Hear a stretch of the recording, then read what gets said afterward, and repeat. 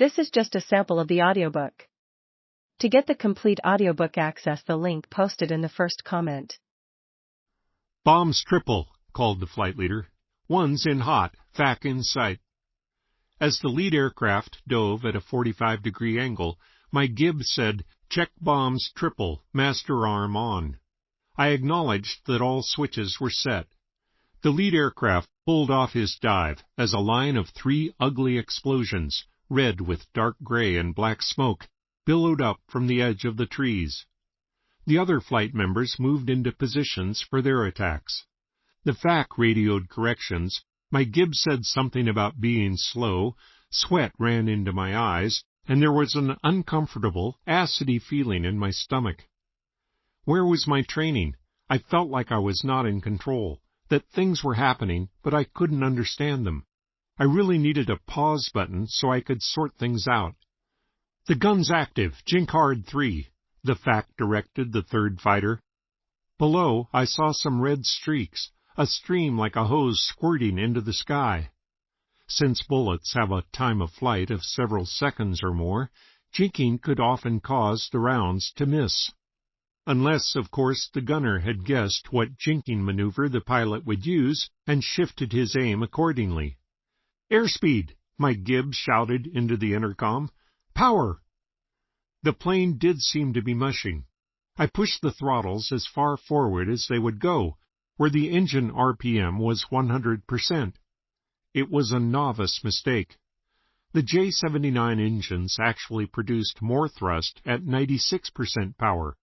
Above that, the exhaust nozzle started to open in anticipation of using the afterburners. Every F-4 pilot knew that, but on this first mission I did not remember it. Some shit-hot fighter pilot. "4's in hot, FAC in sight," I lied. I had lost sight of the O-1. I rolled the airplane left to position the target so that it appeared to be above and to the left on my canopy. Only something was wrong. The stick movement felt mushy, not the usual firm stick I was used to. It was loose, sloppy in my hand. "We're too damn slow!" My Gib again. My elbow was locked as I pushed on the throttles. The nose went down to about 45 degrees below the horizon. I tried to quickly roll the wings level, but the roll was much slower than I was used to. The stick was still mushy in my hand. It felt different. What was wrong? 9,000. We're slow. Dive angle's good. 8,000. We're slow. My Gib was feeding me information, for whatever good that did, as I was way behind the airplane at this point. In front of me, my gun sight glowed bright red through the combining glass. In the center was the pipper, a 2 mil wide red dot that I was supposed to put on the target. Actually, I did not move the pipper.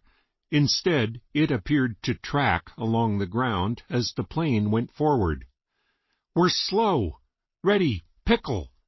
Pickle means push the bomb release button on the top of the control stick.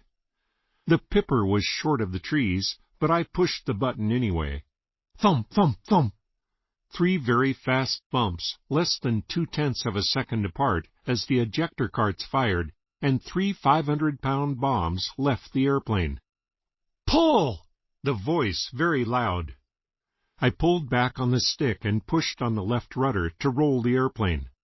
But instead of the heavy 4 or 5 Gs that I expected, the airplane buffeted. "Burners! We're too goddamn slow! Burners, you ass!" I think he said ass. It might have been worse. I rammed the throttles outboard and full forward to light both afterburners. Normally there would be a kick of acceleration here, but since I had the stick back and some Gs on the plane, there was little immediate effect. Afterburners worked best before they were needed, when the aircraft had normal G-force on it. "4, you're taking fire." It was the FAC this time. "Reverse, jink right."